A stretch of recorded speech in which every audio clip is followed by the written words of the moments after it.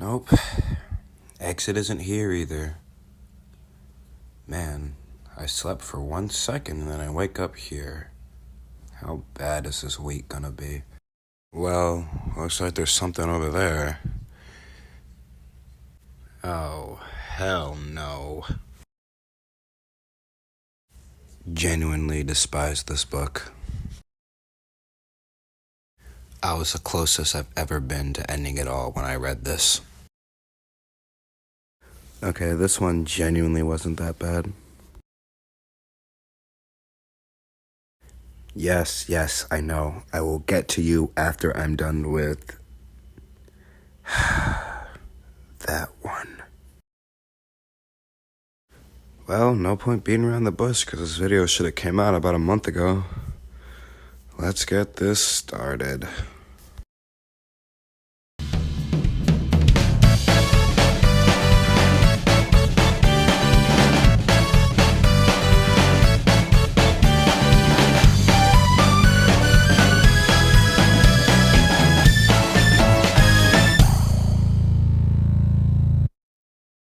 Surprise. Yeah, I know apologies are in order. This video should not have taken as long as it had. But stuff came up, college and stuff. You guys heard about me update video. But I won't keep you guys for long. Let's hurry up and get to this review. We'll be starting off with the first level of the game, Green Hill Classic. Now, one thing to notice about Classic Sonic in this game is that he's very, very fast. Both him and modern Sonic. This speed makes playing through simple levels like Green Hill an absolute blast. But after a little bit, this level ends and we move on to the cutscene where Classic Sonic meets the game's main antagonist, the Time Eater. After that, we go to modern Sonic and all his friends as they surprise him on his birthday. And during this, Time Eater also attacks Sonic and his friends, and he does the worst thing possible. He makes Sonic lose his chili dog. Forever. Oh, and all of his friends get sucked into portals too, and he gets knocked out. That's pretty bad, I guess. He then wakes up in the game's hub world, which I'm going to call White Space for now, because I'm an Omori fan.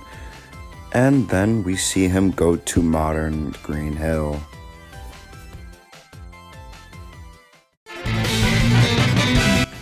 Remember when I said Classic Sonic was fast? Yeah, modern Sonic is on a different level. That's what I really love about this game. Sonic the Hedgehog, the fastest thing alive, feels like the fastest thing alive. Unlike Sonic Forces. By the way, after you complete a level with both acts, it'll play a cool cutscene of the character associated with it being released from their stasis. I'll play each one in their entirety for you to enjoy, and the one we get to enjoy right now is Tails.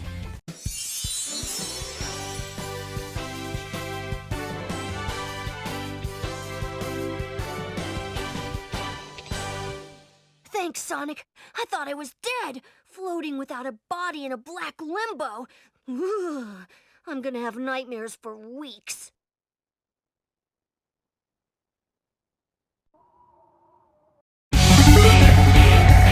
Now we move on to Chemical Plant, my favorite stage from Sonic 2.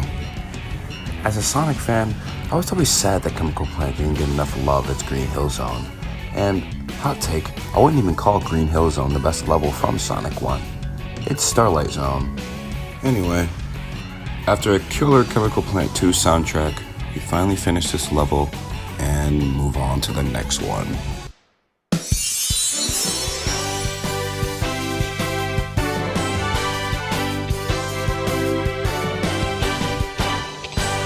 You saved me, Sonic. I was afraid I'd never be able to flirt with you again.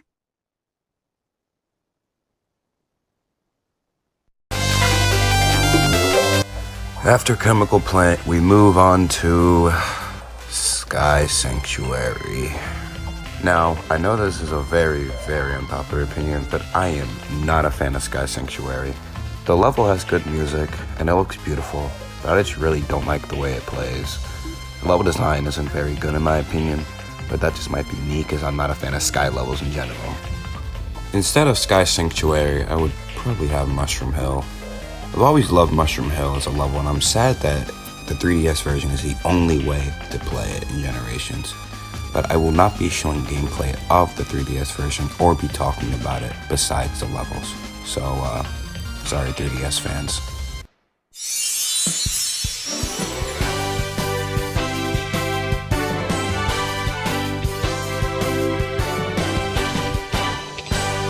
Thanks for the help. Not that I needed it, but it's good to have my sanctuary back.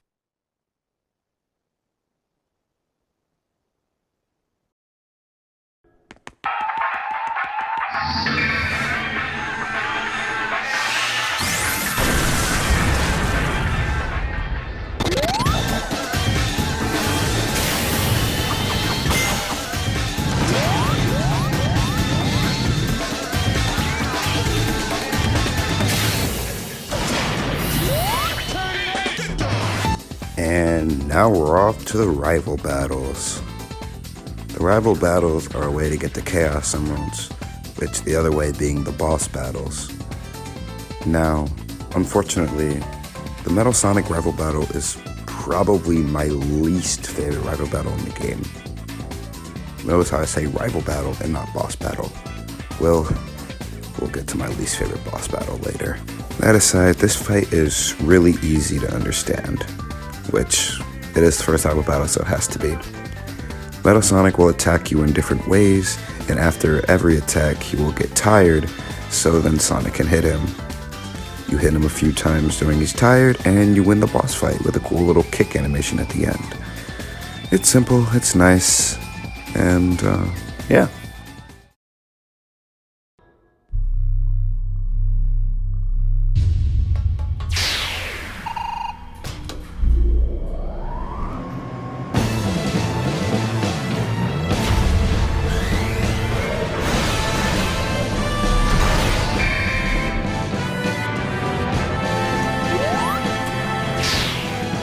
Alright, now we're on to boss battles. One of my favorite bosses in this game is one of my least favorite in Sonic 2. The Death Egg Robot is made 1,000 times easier and better to play simply because there's rings in this level and one mistake doesn't meet your end. Plus, with the better controls in Sonic 2, I'd say this fight got an overall upgrade. But this fight is just as you remember it. Death Egg Robot's gonna jump after he attacked with his arm, then you go behind him and hit him in his butt. After a few more hits of that, we're gonna go up to the top and we're gonna be jumping on platforms, spawning bombs so that he can put his arm into it and then get shocked so that we can roll on top of his arm and hit him. A few times of that, he explodes along with a Death Egg Robot, meaning that Sonic should probably be falling from the sky and or die. But, you know, it's Sonic Generations, so we'll let it slide. By the way, please just take a moment to listen to this rendition of the Death Egg Robot. It is absolutely stunning.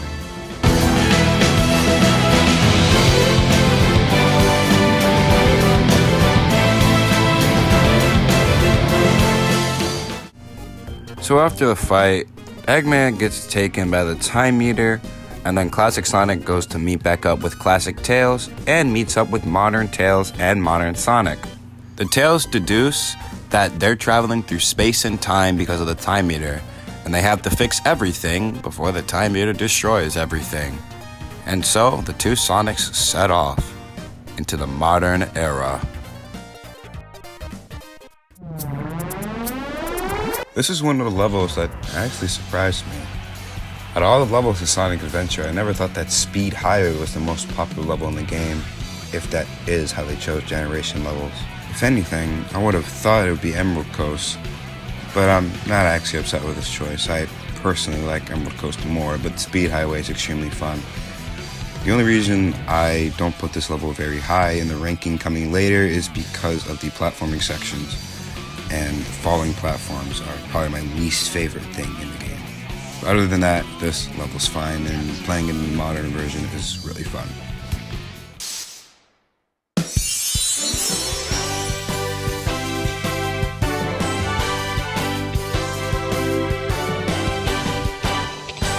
Thanks for saving me, Sonic. It was scary and the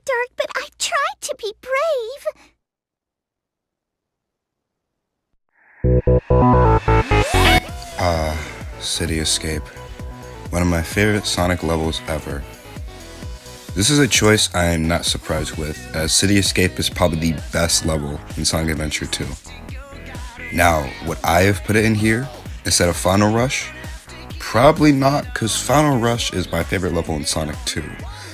But you never know. But there's really nothing to complain about in this level. It has fun platforming. The skateboarding section and Modern Sonic section is fun, as always. And it has amazing renditions of City Escape for both Acts 1 and 2. Personally, I like Act 1 better, which is why you're hearing it in the background. But Act 2 is just fine.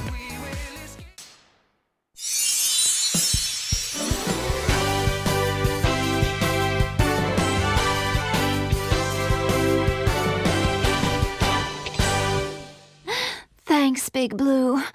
That's the first time I've ever been stolen.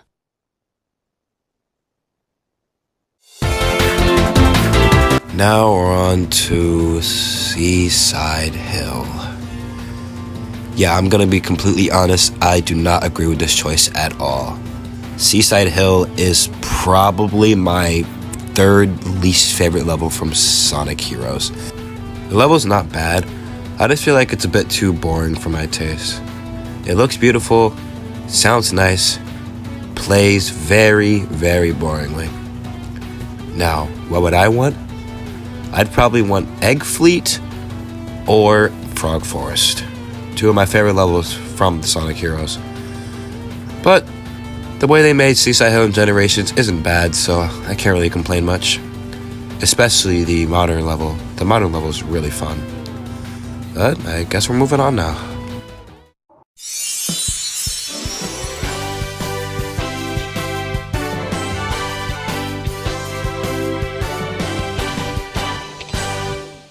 It takes a mighty foe to trap a ninja. Be on your guard, Sonic.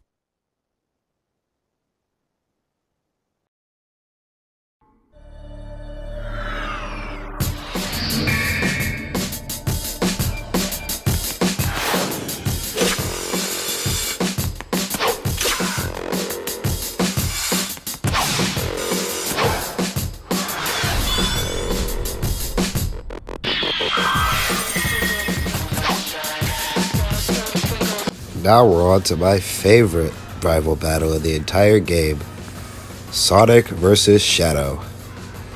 The reason I like Sonic vs. Shadow is because it is based on my favorite part of Sonic games, speed. And in a race against Shadow, you have to be pretty fast to grab the orb so that you can charge up, boost into meteorites, and kill him. The fight is pretty easy, and it's pretty fun too, if you're decent at Sonic games. If not, then, it starts to get pretty repetitive. But other than that, I rated about 8.5 out of 10.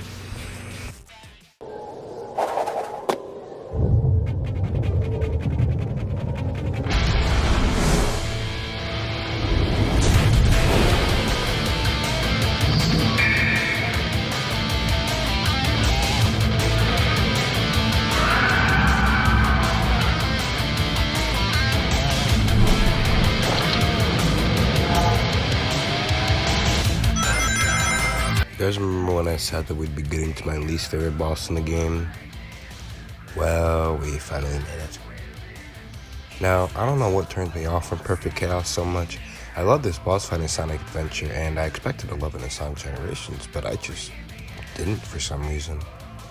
I think it's mostly the platforming in this level, because the platforming in this level just isn't fun to do. And it's actually not really that much fun to go and hit Perfect Chaos either. Because it kind of feels like if you make one mistake, you're instantly dead. And Perfect Chaos's attacks are really janky sometimes.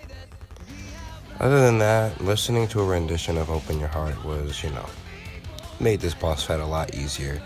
So I think I'll give this a 6.5 out of 10. Yeah, this isn't very high, and it's probably going to piss a lot of people off, but it's my video, it's my channel, and I haven't uploaded in a month, so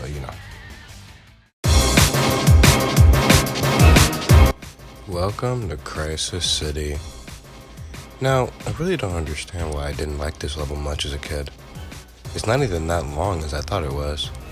Look, the gold ring is right. Oh, what the fuck. Crisis City is a level that I expected to return from Sonic 06 as it was extremely popular. Now, would I have chose it? No, because I'm an aquatic base fan until I die and I will stand on that hill. But I can see why people wanted this level, so I'll allow it. It plays fun too, and Red Digital Crisis City is, it's pretty good. So, 8.8 out of 10.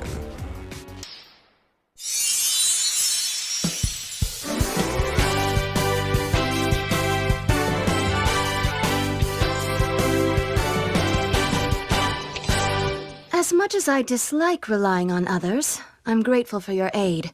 The creature was beyond my skills.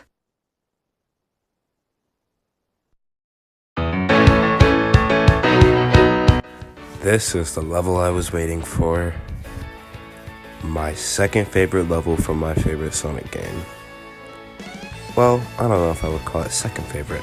This is a tie between Rooftop Run and Adabat, but this is very, very close. There's nothing for me to really say. It looks great, plays great, sounds great. This level is a 10 out of 10 for me, and it will probably always be until the day I die. Rooftop Run is just so iconic and so fun. From It's so iconic, it's such a fun game that I will probably never ever put it lower. So there we go. Your first and only 10 out of 10 in this video.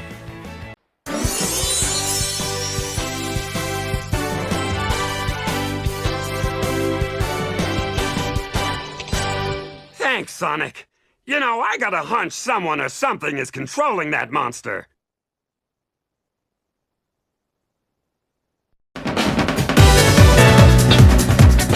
Welcome to the last level of the game, and what a perfect send-off it is. I absolutely adore Sonic Colors, and Planet Wisp is my favorite level from that game. Though the whips are a bit clunky, I love how they're implemented into classic Sonic and modern Sonic's gameplay. This level looks beautiful as always, and the music, especially for Act 2, slaps. So there's nothing I can really say much negative about this level. I'm gonna give it a 9.8.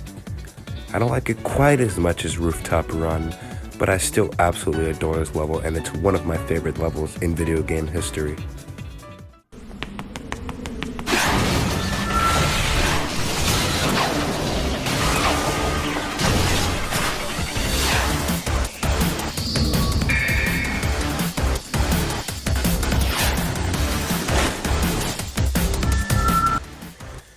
Yeah, this is my second favorite rival battle in the entire game, but I have to admit, as the last rival battle in the game, it is very underwhelming. Silver is an extremely easy boss. He's gonna lift up cars sometimes that you have to homing attack and attack him with. Then he's gonna make a sliding car mouth, the conglomerate thing, and then you have to run across that to homing attack him. And then at the very end of the fight, he's gonna do Meteor Smash, to which you just have to dodge and attack and then hit him. These attacks are very easy to avoid, and you could probably get this entire level done without even getting one hit.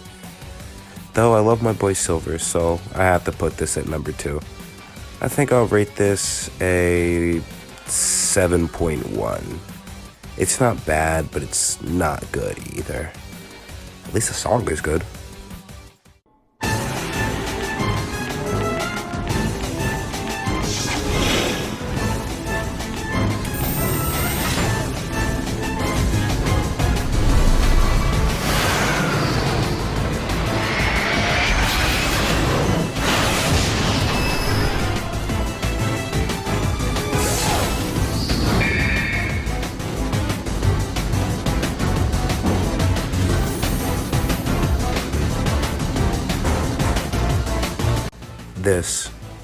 This right here is the best boss fight in the entire game, and it's a shame that it's the second to last, and we have to have Time Eater as the last boss fight in the game.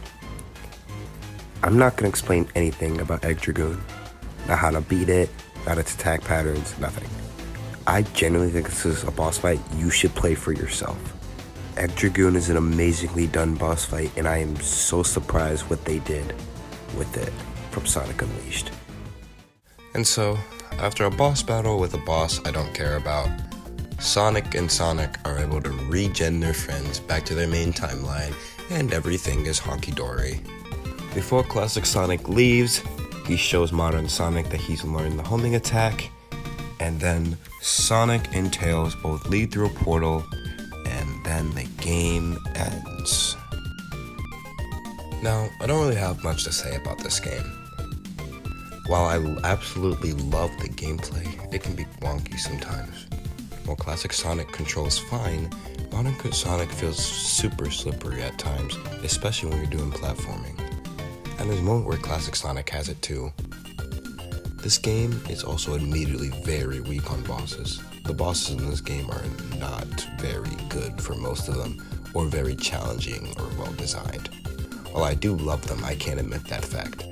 I did fall asleep sometimes trying to fight Silver because he was just such a boring and easy boss. Where this game shines is its throwback levels, especially levels like Rooftop Run and Planet Wisp, in my opinion anyway. The final boss of this game is very, very weak. I don't like Time Eater at all, and that's why I didn't talk about Time Eater. If you guys want me to go about Time Eater in the short, then I will, but I'm probably not going to put him in this video anytime soon. He's probably the only low Sonic boss I will ever put in the entire series, and his rating is a 3.10. The story in this game is very boring and non-complex, but that's not a bad thing. It makes it easier to understand, and you don't have to, rack your brain about trying to understand this game. That's what I like about Sonic Generations.